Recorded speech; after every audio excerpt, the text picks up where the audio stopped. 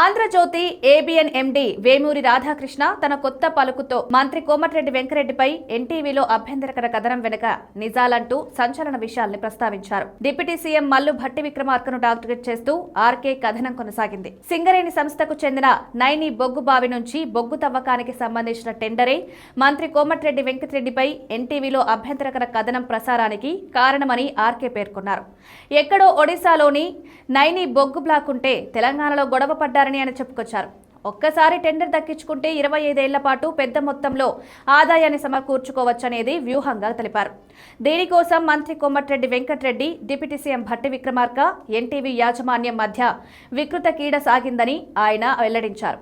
ఈ క్రమంలో Mallu Bhatti Vikramarka, NTV channel యజమాని నరేంద్ర చౌదరి కలిసి మంత్రి కోమటిరెడ్డిని దారుణంగా బద్నాం చేశారంటూ తనదైన రీతిలో ఆశాంతం కథనాన్ని రాశారు.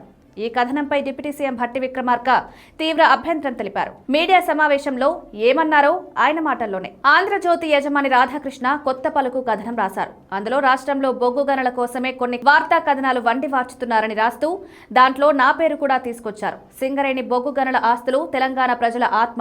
ఆ ఆత్మని కాపాడి భవిష్యత్తు తరాలకు అందించడమే నా ఏకైక లక్ష్యం. రాధాకృష్ణలా ఏది పడితే అది మాట్లాడడమో రాయడమో చేయలేను. ఎందుకంటే నాకంటూ బాధ్యత విధానమున్నాయి. రాజకీయాల్లోకి ఒక లక్ష్యం కోసం వచ్చాను.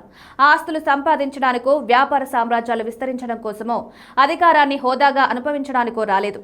నా లక్ష్యం ఇక్కడి ఆస్తుల్ని, వనరుల్ని, వ్యవస్థల్ని సమాజంలోని అన్ని వర్గాలకు పంచడమే. దారి దోపిడీగాళ్లు, గద్దల్లాంటి వాళ్లు సమాజంపై పడి పీక్కు తింటుంటే బాధితుల తరపున మాట్లాడడానికి రాజకీయాల్లోకి వచ్చాను. నా జీవితం చాలా పారదర్శకంగా ఉంటుంది. ఎవరికో ఉపయోగపడేందుకు నా పాత్ర ఉందని ఆర్కే రాశారు.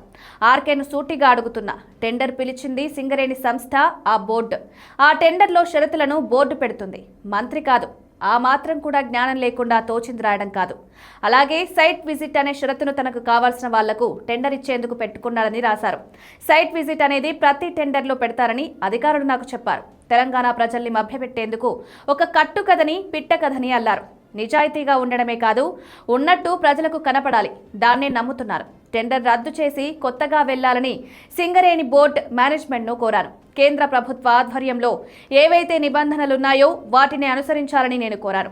అయితే ఇంకా టెండర్కు సంబంధించి ఏమీ జరగకుండానే ఏదేదో జరిగిందనడం సరైంది కాదని అధికారులు నాతో చెప్పారు. రాసిన వ్యక్తికి ఎవరిపైనో ప్రేముండొచ్చు.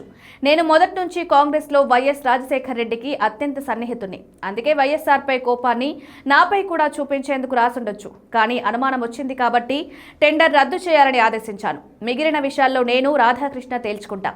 ఇది ప్రజలకి సంబంధించింది కాదు.